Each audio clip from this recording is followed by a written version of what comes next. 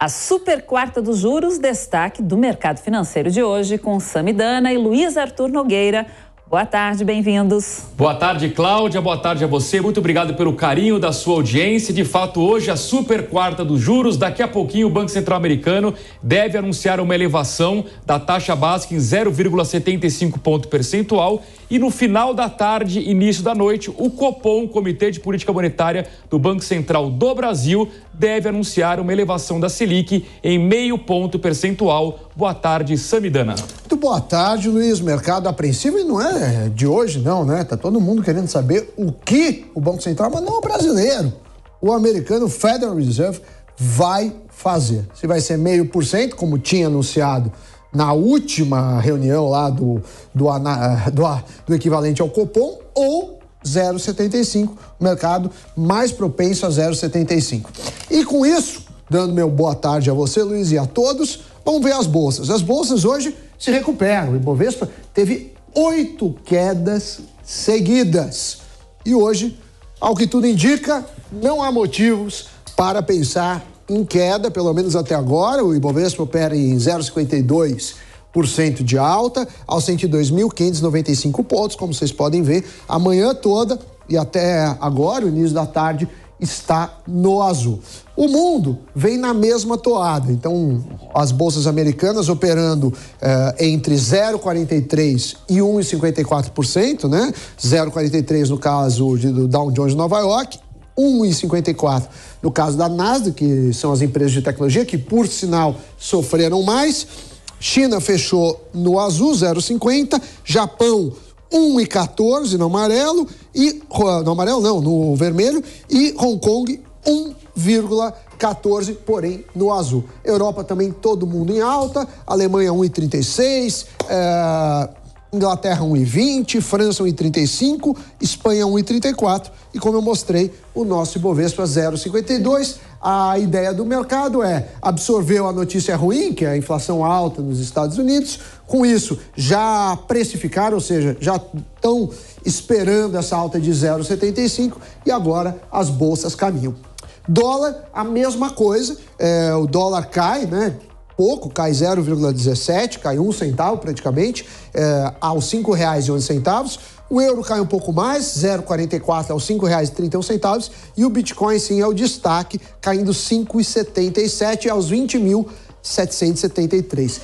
Isso dólares. Luiz, para quem investiu em Bitcoin, ou pelo menos entrou no primeiro dia do ano em Bitcoin, a perda acumulada é de 55%. Então, a gente sabe que criptomoedas faz parte da carteira de muitos, mas a gente sempre dá um disclaimer aí, cuidado com o risco. Eu sempre sugiro de 2% a 4%, acho que o Luiz 5%, mas é isso, é para ter uma parte pequena na carteira. Exatamente, Sami. Em relação ao nosso Copom, que no final da tarde deve anunciar uma alta de 0,5 ponto percentual, por aqui a maior curiosidade não é nem tanto essa alta de 0,5 ponto, que é praticamente uma certeza, mas qual será o comunicado do Banco Central, se vai deixar aberto ou não uma janela para uma outra alta na reunião do mês de agosto. Nós preparamos um ranking aqui para mostrar que o Brasil tem a maior taxa de juros real do mundo. Reparem na comparação desse gráfico. O Brasil é disparado a economia que paga o maior juro real do mundo, entre as 10 economias que têm as maiores taxas. E nós temos também um ranking invertido para mostrar que tem muito país importante ainda com juro real negativo, ou seja, o Brasil não só tem a maior taxa, como é uma das poucas economias que estão com taxa positiva, né? O Banco Central americano vai ter que elevar bastante juros por lá para poder chegar numa taxa de juro real positiva. Lembrando que a inflação na economia americana está em 8,6%. Sami, o nosso Banco Central foi o que mais subiu os juros do mundo nos últimos 12 meses.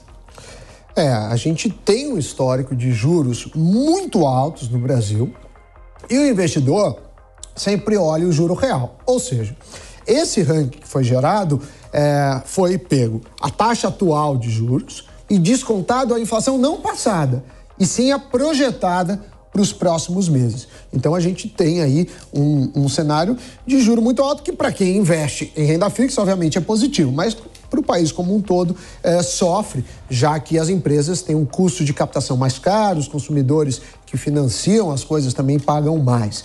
E a gente sabe que juro é um remédio para a inflação. E por falar nisso, hoje saiu o IGP-10, que é da família do IGP-M, mas é o primeiro dado em relação a junho.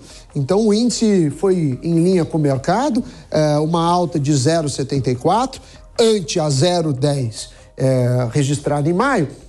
E quando a gente vai ver o acumulado dos 12 meses, aí fica claro, né? O mesmo IGP-10 estava acumulando 36,9% há exato um ano. E agora, nos últimos 12 meses, ele acumula 10,4%.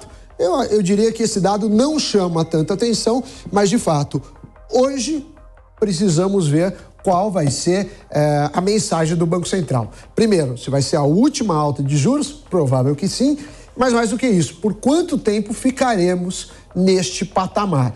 E aí o mercado inteiro buscando respostas, meu caro Luiz. Ô Sam, uma curiosidade, o IGP, nesse patamar de 10,4% em 12 meses, finalmente ficou abaixo do IPCA, que é a inflação oficial, o que raramente vinha acontecendo nos últimos anos. Teve influência do dólar, né? O dólar caiu no ano, nesse período, e também a gente teve a questão dos combustíveis que pesam mais para o IGP do que do consumidor geral, já que ele tem muito peso do IPA, que é o índice de preços ao atacado, pesa 60% no IGP. Verdade. Agora são 2h57. Nesta semana, nós tivemos a informação de que o presidente Jair Bolsonaro descartou dar reajuste de salário para os servidores públicos, mas ele tinha sinalizado a possibilidade de aumentar o vale-refeição.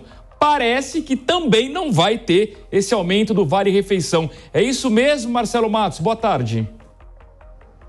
Boa tarde, Luiz. De fato, subiu no telhado. Você sabe que ano de eleição é o ano do pacote de bondades, né? Nós tivemos aí o incremento do Auxílio Brasil, liberação do FGTS hoje, também para quem nasceu em dezembro. Temos toda a situação de vales que são concedidos e agora havia expectativa, portanto, de um reajuste salarial. Inicialmente, você se lembra, o presidente Bolsonaro no ano passado prometeu para os policiais rodoviários federais. Aí houve toda uma repercussão com as demais categorias que não seriam contempladas, Receita Federal, Banco Central, uma série de paralisações, a própria Polícia Federal na sequência. O presidente garantiu então que haveria 5% a solução de Salomão para todas as categorias. Depois também houve o recuo nesse sentido e agora também a promessa aquela do auxílio que poderia subir aí de R$ 458 para R$ 700. É um auxílio que está congelado desde 2016. Também agora o governo garante que não haveria espaço, porque são 3 semanas até 3 de julho, então toda a tramitação no Congresso, isso não está previsto na Lei de Diretrizes Orçamentárias 2022, então o governo tem que ter essa despesa coberta, precisaria passar pelo Congresso, não haveria então tempo hábil em relação a esse benefício também do auxílio. E nós lembramos que os 5% iriam custar 7,9 bilhões para 2022, também haveria toda essa questão financeira, então agora não há mais reajuste de 5% para todo mundo e também não haverá mais o auxílio, uma mudança em relação ao aumento para o auxílio, aí o vale alimentação dos funcionários federais. Luiz.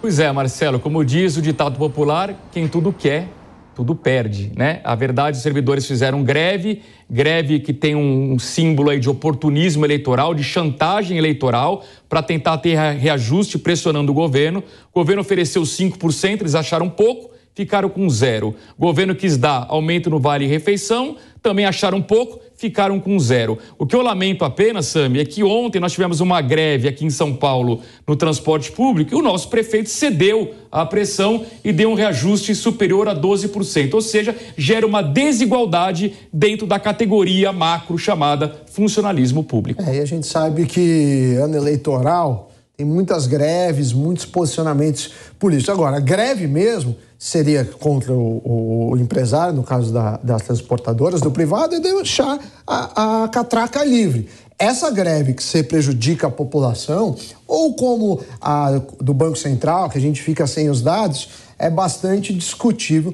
mas enfim, é a vida. O mercado financeiro de hoje, Luiz, está chegando ao fim, mas ele volta amanhã às 14h50.